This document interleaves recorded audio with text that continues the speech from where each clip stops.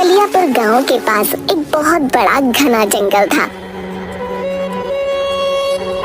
वो जंगल एकमात्र ऐसा रास्ता था जहां से शहर आया जाया जा सकता था।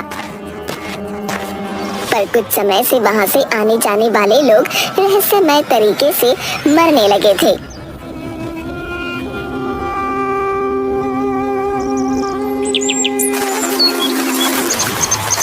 अरे चंदन, तूने सुना? चंदनपुर गांव का जुगनू पिछले 4 दिन पहले शहर गया था, पर उसका अभी तक कोई ठिकाना ही नहीं है। हाँ, आजकल तो जंगल में कोई भी जाता वापस फिर नहीं आता। अब जाने कौन सी आफत आने वाली है। ऐसा तो नहीं कि जंगल में कोई जंगली जानवर आ गया है? अरे हाँ भाई, वैसे भी आजकल जंगल में बहुत सी अजीब अजीब तरह की आवाज आती है। पर क्या करें भाई, शहर आने जाने का सिर्फ एक ही तो रास्ता है। एक दिन रतन अपनी साइकिल से शहर अपने काम पर जा रहा था। बस किसी तरह जंगल का रास्ता निकल जाए। जल्दी चल रतन, जल्दी। तभी उसे एक जंगली जानवर की आवाज सुनाई दी। हे भगवान, इतनी खतरनाक आवाज! यह कौन सा नया जानवर आ गया है इस जंगल में?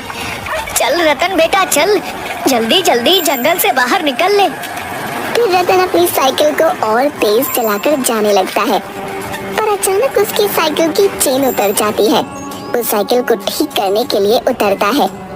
अब जल्दी जल्दी साइकिल को ठीक कर लेता हूँ, नहीं तो जाने वह जानवर मेरा क्या हाल करेगा। वो साइकिल को ठीक करता है। उसी वक्त पीछे से कोई आकर पकड़कर उसके कंधे से उसका सारा खून पी जाता है। पास से बसंत और चंदन गुजरते हैं। रतन को देखकर बसंत और चंदन रतन के पास जाते हैं। अरे भाई, ये तो रतन है ना? हे भगवान, उस जानवर ने इसे भी मार डाला। फिर दोनों उसे उठाकर गांव ले जाते हैं।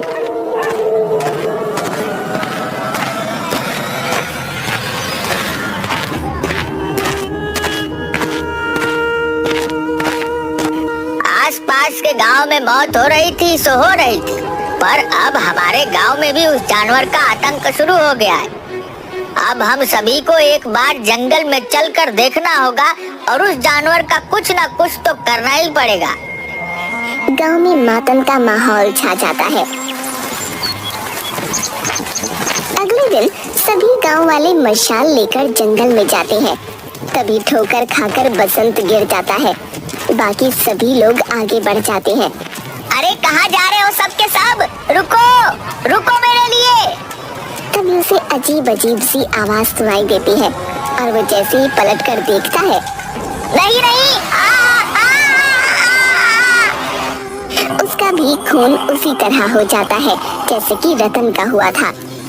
जब गांव के सभी लोग वापस आते हैं तो बसंत की लाश को देखते हैं। अरे यह क्या? बसंत, बसंत, उठ जा बसंत भाई, उठ जाओ। अरे लगता है उस जानवर ने बसंत भाई को भी मार डाला।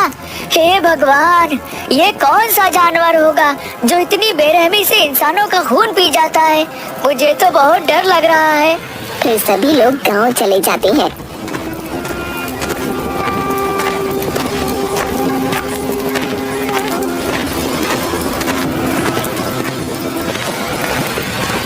सब लोग गांव की चौपाल पर बैठकर बातें कर रहे होते हैं।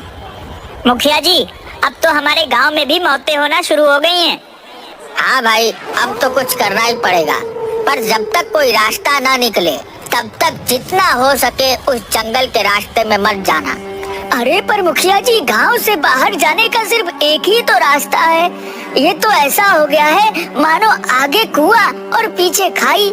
अगर शहर नहीं गए तो भूखे मर जाएंगे, और अगर गए तो वो जानवर हमें खा जाएगा। अब तो बस एक ही रास्ता है, हम सबको मिलकर उस जानवर को मारना पड़ेगा। अरे पर हम सब गए थे उस जानवर को ढूंढने, वह तो हमें मिला नहीं, और बसंत की जान गई वो अलग। तभी खून से लथपथ हालत में मंगलू वहां आता है। अरे मंगलू, ये तेरी हालत कैसे हुई? अरे नहीं नहीं भाई, वो कोई जानवर नहीं है। फिर कौन है? अगर कोई जानवर नहीं है तो बता मुझे, मैं अभी उसका छठी का दूध निकाल कर आता हूँ। अरे भाई, वो तेरा छठी सातू ये सभी का दूध निकाल देगा। क्या मतलब? अरे भाई, मैं शाम को शहर से गांव आ रहा था, तभी मेरे सामने एक विशालकाय टानो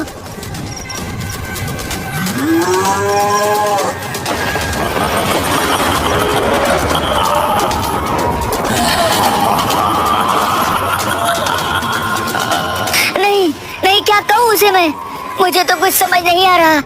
उसका सर इंसान का और शरीर जानवर का, उसके लंबे लंबे दांत, उन्हीं दांतों से वह इंसानों का खून पी जाता है। उसने मुझे पकड़ लिया और इतना कस कर पकड़ा कि मैंने खुद को बचाने के लिए मेरी पूरी ताकत लगा दी थी, फिर भी मैं उसके चंगुल से बच नहीं पाया। पर पता नहीं कोई चमत्कार कहूँ या कैसे कहूँ, क्या कहूँ, मैं जैसे तैसे बचकर वहां से निकल आया हूँ। वो बहुत ही ताकतवर था, हाँ बहुत ही ज्यादा ताकतवर।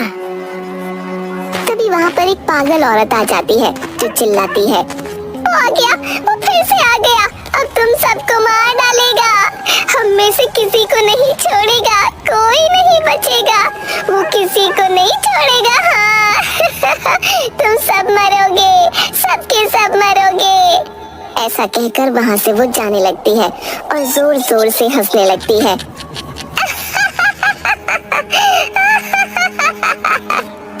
गांव में किसी को भी कुछ समझ नहीं आता। भाइयों, मेरा मत यह है कि गांव में से 4-5 लोग साथ में शहर जाकर जरूरत का सारा सामान ले आए और फिर उस रास्ते से कोई भी नहीं जाएगा। हाँ हाँ मुखिया जी, मुझे भी आपका सुझाव बहुत अच्छा लगा, बिल्कुल अच्छा। हाँ हाँ, हम लोग बिल्कुल ऐसा ही करेंगे। फिर गांव के कुछ लोग मिलकर जंगल पार करके शहर जाने लगते हैं। कोई भी अलग नहीं होगा और सभी लोग अपने हाथों में मसाले ले लो। सभी जंगल तक पहुंच जाते हैं। हमें आते हुए शाम हो जाएगी। जय हनुमान ज्ञान गुण सागर, जय कपीस तिहु लोक उजागर, रामदूत अतुलित बलधामा, अंजनी पुत्र पवन सुत नामा। शाम तक सभी लोग 1 महीने का जरूरी सामान लेकर गांव फिर आने लगते हैं।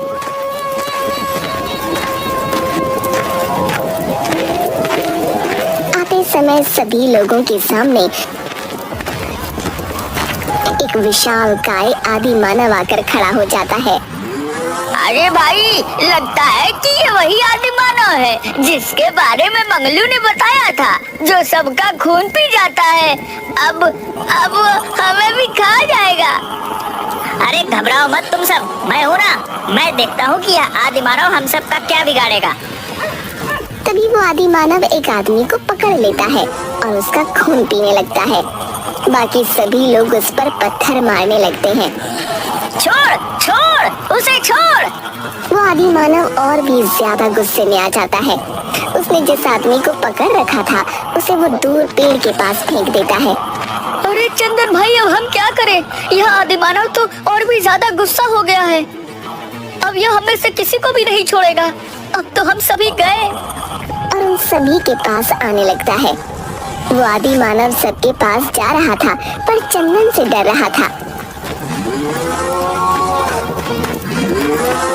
अरे ये आदि मानव मेरे पास क्यों नहीं आ रहा? फिर उसे ध्यान आता है कि उसके हाथ में मशाल है। कहीं ऐसा तो नहीं कि मेरे हाथ में मशाल है इसलिए वह मेरे पास नहीं आ रहा? कहीं ऐसा तो नहीं कि ये आदि मानव आग से डरता हो? वो आदि मानव गुड्डू को पकड़ लेता है और उसका खून पीने ही वाला था कि तभी चंदन उस आदि मानव के पास मशाल लेकर जाता है और उसे डरा देता है। सभी लोग वहां से गांव में भाग जाते हैं। गांव जाकर सभी गांव वालों को सारी बातें बताते हैं।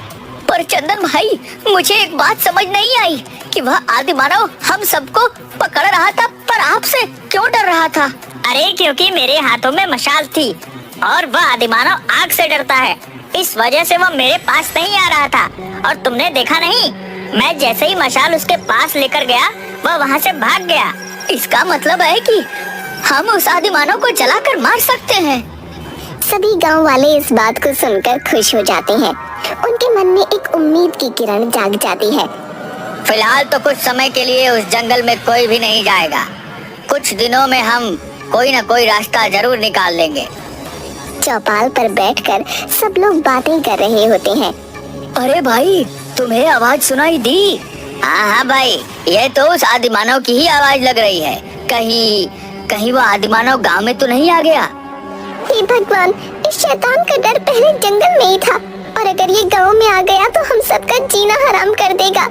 इसका कुछ न कुछ तो करना ही पड़ेगा। तभी जोर जोर से जमीन पर पैर रखते हुए आदिमानव गांव में आ जाता है। अरे भागो भागो, सभी अपने घरों में जाकर छुप जाओ। सभी गांव वाले अपने अपने घरों में छुप जाते हैं। पर वो आदिमानव अब गांव के जानवरों को खाने लगता है और सुबह होते ही गांव से चला जाता है। मुखिया जी, अब तो इस आदिमानव का कुछ ना कुछ करना ही पड़ेगा, नहीं तो हम में से कोई भी जिंदा नहीं बचेगा। हाँ हाँ, तुम बिल्कुल सही कह रहे हो।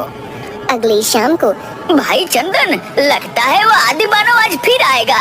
अब तो वह हमारे गांव के जानवरों को भी मार कर खा रहा है। अब वह हम में से किसी को भी नहीं छोड़ेगा। अरे गांव वालों, कब तक इस आदिमानव से भागोगे? एक दिन यह हम सबको खा लेगा। तभी एक पागल औरत वहाँ आ जाती है। हाँ, सही कह रहा है ये। कब तक भागोगे उस आदिमानव से? वर्षों पहले वो मेरे पिंकू को भी खा गया था। पर उस आदिमानव को हम मारेंगे कैसे? वो आग से डरता है। हाँ, उसे किसी तरह से आग से जला सकते हैं।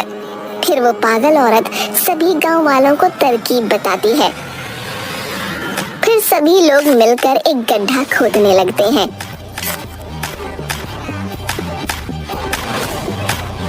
सभी लोग गड्ढा खोद लेते हैं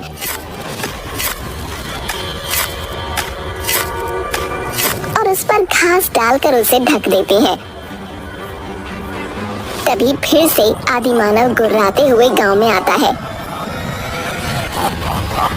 तभी गांव वाले इधर उधर भागने लगते हैं। फिर चंदन उस आदिमानव को और गुस्सा दिलाने के लिए उस पर पत्थर मारने लगता है और चंदन को देखकर सभी गांव वाले उस आदिमानव पर पत्थर फेंकने लगते हैं। वो आदिमानव चंदन को पकड़ने के लिए आगे बढ़ता है। तभी वो आदिमानव उस बड़े से गड्ढे में गिर जाता है। उस गड्ढे में वो आदिमानव जोर जोर से गुर्राने लगता है। फिर चंदन उस गड्ढे में मिट्टी का तेल डालकर आग लगा देता है और वो आदिमानव तड़प तड़प कर उसी गड्ढे में जलकर राख हो जाता है।